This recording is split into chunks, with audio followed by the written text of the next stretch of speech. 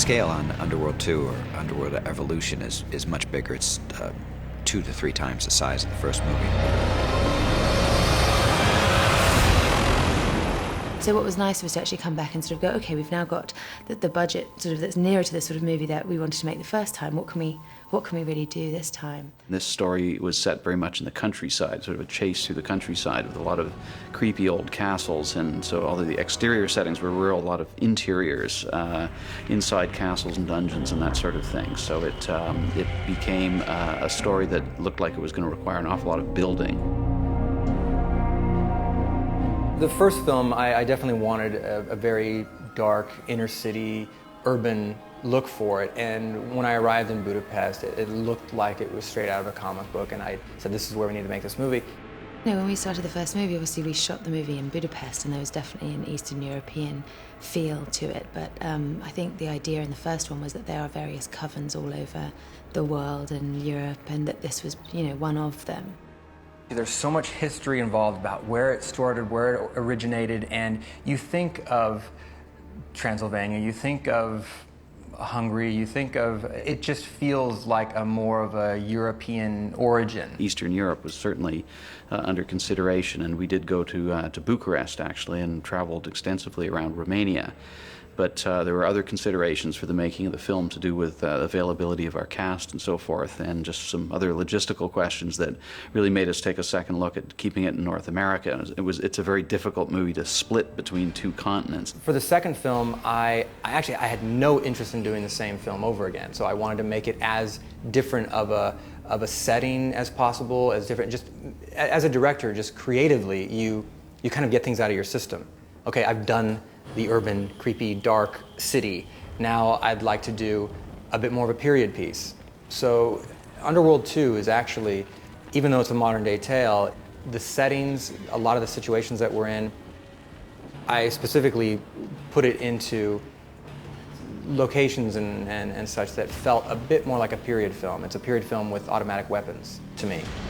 So at the end of the day, we ended up in Vancouver, which provided us with the mountainous scenery we needed in great abundance, and the ability to build sets as well or better than we could anywhere else. Our production designer, who also did the creatures on the first Underworld, is a fellow by the name of Patrick Totopoulos, who had just worked here on iRobot. Coming from Europe, I've been used to live around places that come back to the medieval time, you know, everywhere you have like architecture that's still from that time. Anyway, so it's something that always fascinated me. When I was a prop guy on, I think it was Stargate, it was the first time I met Patrick, and I've wanted to work with him for years.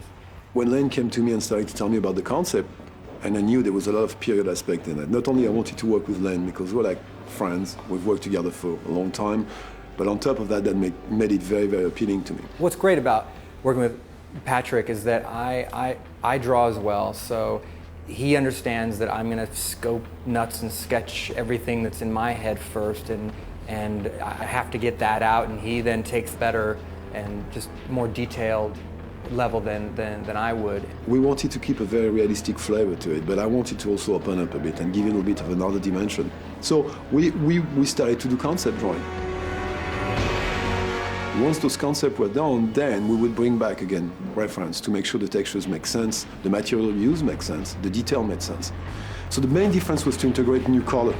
And that reflects what I've seen on the daily. You can really see that we've pushed the brown and still play with the blues. And whenever we go into a modern set like the Safe House, we go back to this very Underworld kind of look. So the movie will have more color in a sense. It won't be a very colorful movie, obviously, but it'll have more richness, I think. We had a period scene at the beginning of the movie that took place in a medieval forest in the snow.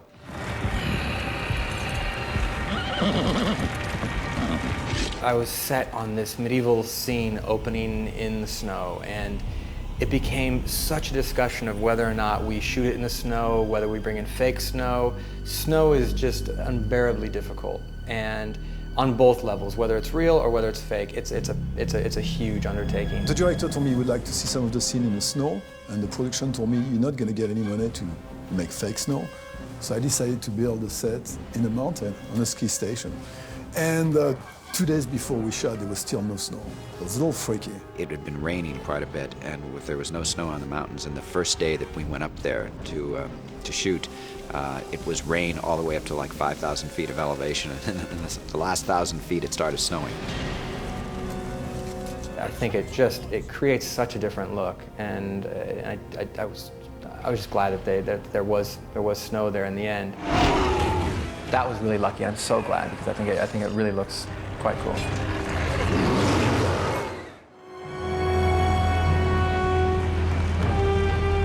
Looks like a monastery.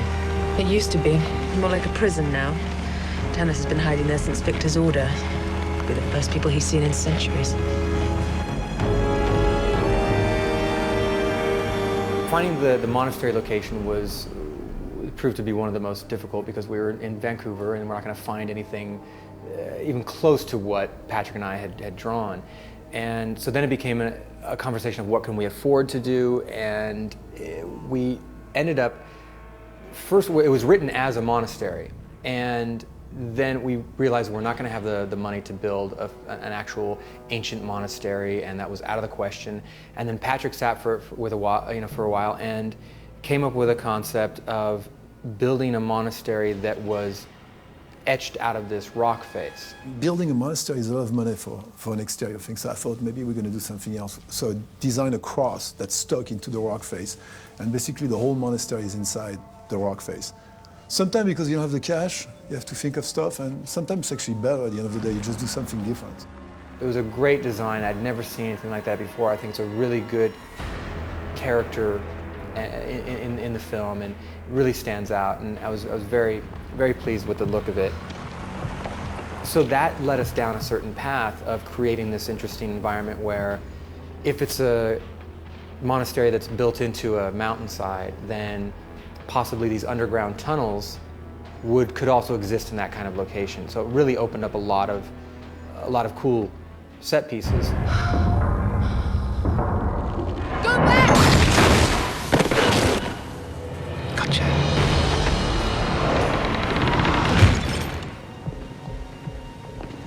Victor was not the first of our kind, as you were led to believe.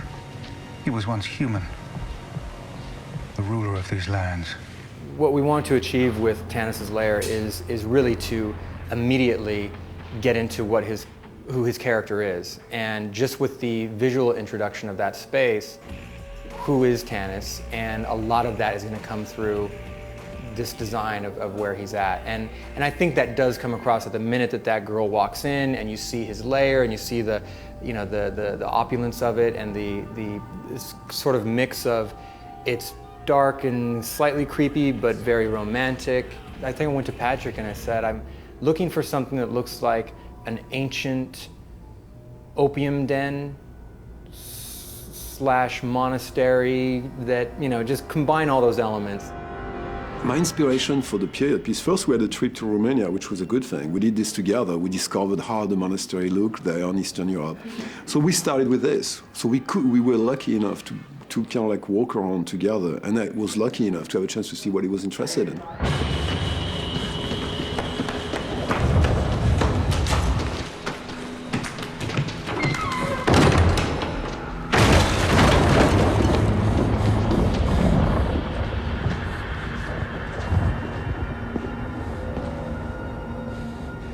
Tanis, you seem anxious. It really worked well in establishing and just introducing who Tanis was.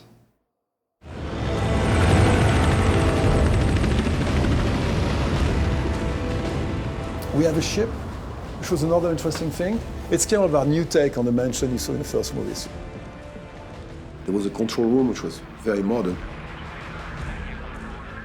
But once you started getting into the living quarters, if you may, that became what they like. And it suited their personality, the way they dressed, so all that stuff had to feel more period. You're Alexander Corvinus.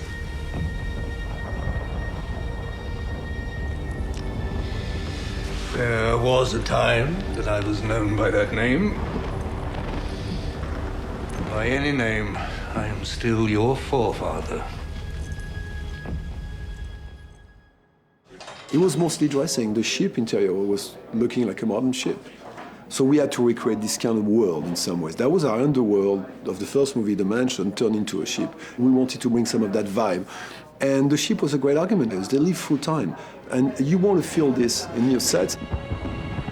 You want to feel that those guys have brought with them some sort of an heritage of things and tons of stuff that they have carried with them, you know, memorabilia and things like this. It's a simple argument. The ship is modern. It's dark, it's evil looking, but it's modern, and the inside, the world they want to fit in, is more traditional in some ways.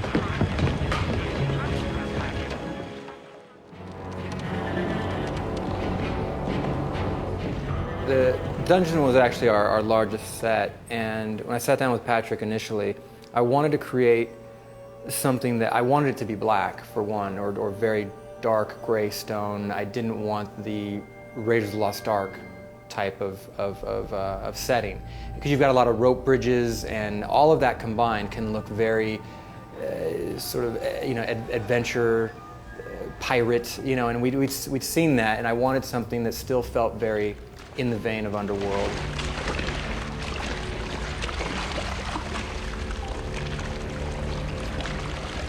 Well, the dungeon is just by the wall. I thought it would be a great argument to have water. Water is great, it reflects the set, so it extends your set a lot. But I think it's a very natural, interesting element that gives it another level.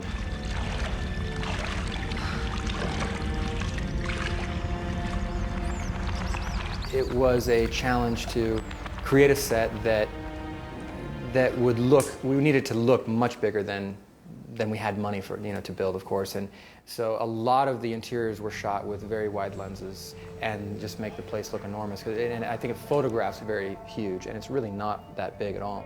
I think the true job of a designer is not to come up with his own vision. You're not meant to do your vision of a movie. You're here to bring out the vision of a director.